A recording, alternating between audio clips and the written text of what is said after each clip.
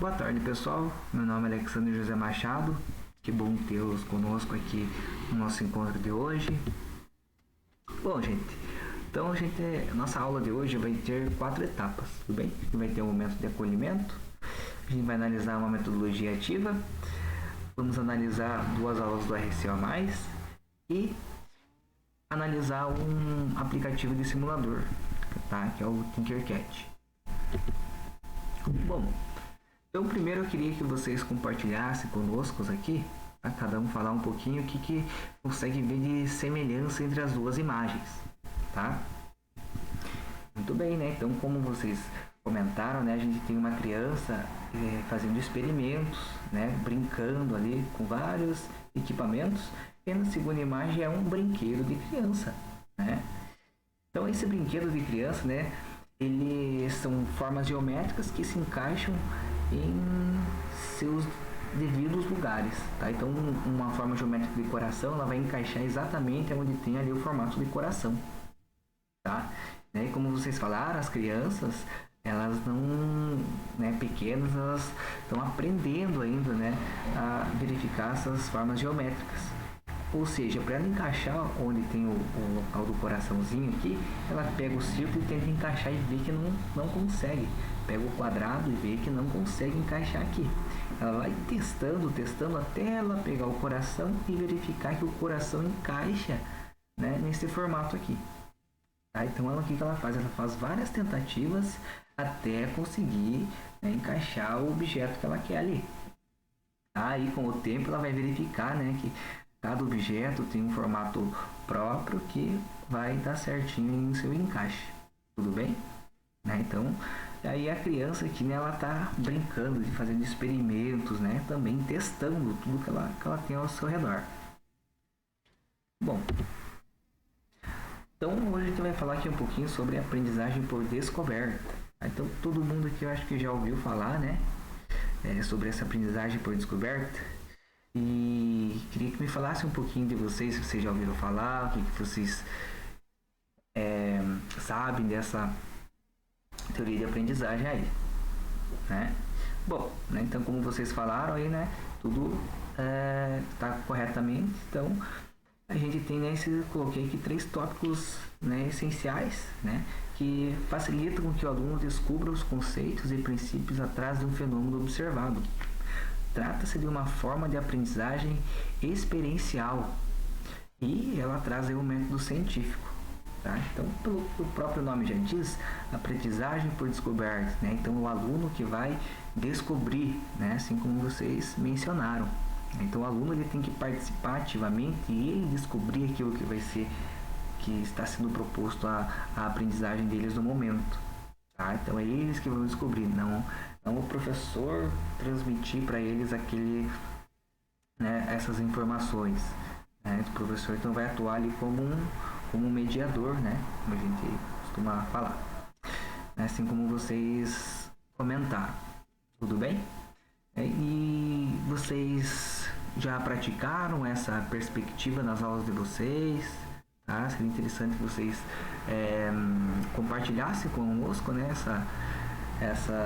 esses relatos, que é bem gratificante, né, para ver como o que vocês fizeram, né.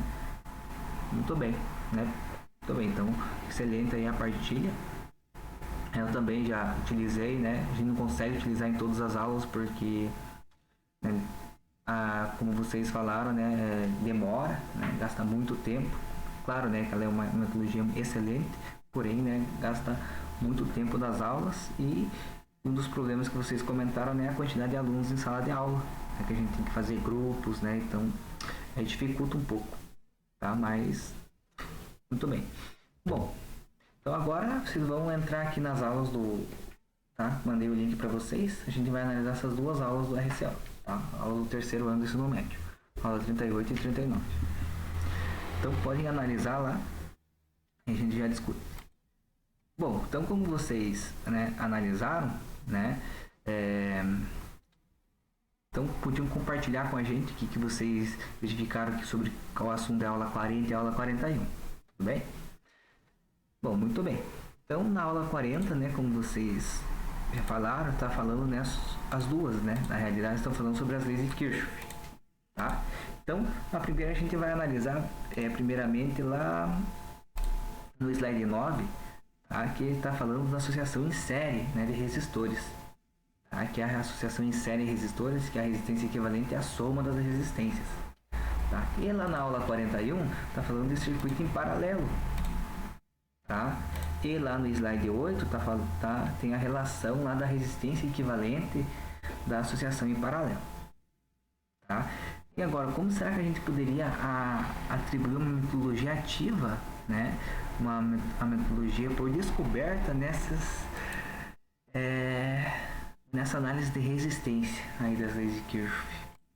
Tá? Como será que a gente poderia? Alguém quer compartilhar conosco? Bom, então hoje a gente vai ver aqui, né, o nosso simulador de circuitos, que é o Tinkercad, tá? Então vou mandar para vocês aí o link, tudo bem? Bom, então vocês entraram aí no simulador. Então a gente tem um simulador de circuito. Então a gente tem vários componentes eletrônicos aqui e, né, a gente consegue montar circuitos. Uma dificuldade que a gente tem, como vocês comentaram, é que a gente não tem esses materiais para trabalhar em sala de aula. Não tem de onboard, a gente não tem resistores, não tem os materiais eletrônicos, né, para trabalhar em sala. Bom, então esse aqui, né, é uma opção que a gente consegue simular o circuito, tá, aqui, né, nesse simulador. E a vantagem é que a gente não queima nada, né? Então a gente normalmente nas aulas de experimentais a gente acaba queimando o LED, acaba queimando alguma coisinha, né? Então aqui a gente não acontece isso, tá? A gente tem o efeito, porém não acontece. Então a gente tem aqui uma plaquinha, né, que é o nosso de onboard, tá? Plaquinha aqui de ensaio. A gente clica nos furinhos, ela faz os jump pra gente. Tá, então, né, acho que todos aí já conhecem uma plaquinha de onboard. Então a gente tem as colunas aqui que estão conectadas, tá? As colunas estão conectadas, cada uma independente aqui, cada ladinho independente. E a gente tem as linhas, tá, que estão também conectadas, tá?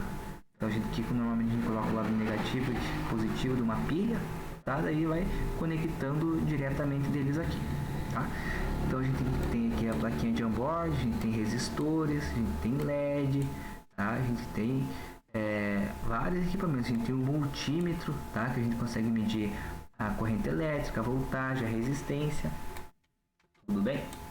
Então, né, como será que a gente poderia trabalhar essas aulas de circuitos, né, aqui com o simulador? Bom, então, né, eu tenho aqui um circuitinho, tá? Que eu montei aqui para vocês.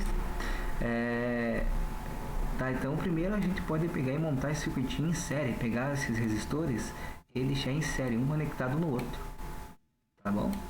Então a gente tem aqui, né, liguei um resistor em série com o outro, 4 resistores, e cada um desses resistores eles medem 10 ohm de resistência. E agora, qual será que é a resistência equivalente? Bom, a resistência equivalente é a soma das resistências, tem que dar 40. Então vamos verificar se dá realmente 40. Então, conectei aqui, vamos, né, verificar aí a simulação. E olha só, marcou 40 ohm. Tá? Aí qual que é a ideia, né? O aluno ele vai testar isso, né? Coloca 3, vai dar 30. Coloca 2, verifica, né, se dá realmente isso. Bom, e se a gente colocar em paralelo? Será que também é a soma? Será que vai dar 40? Bom, vamos ligar ele aqui em paralelo, tá? Conectar aqui e vamos dar a simulação. E olha só, não deu 40, deu menos do que 40, deu 2,5, tá? Ou seja, em paralelo a resistência equivalente vai ser menor do que a resistência em série. Tudo bem?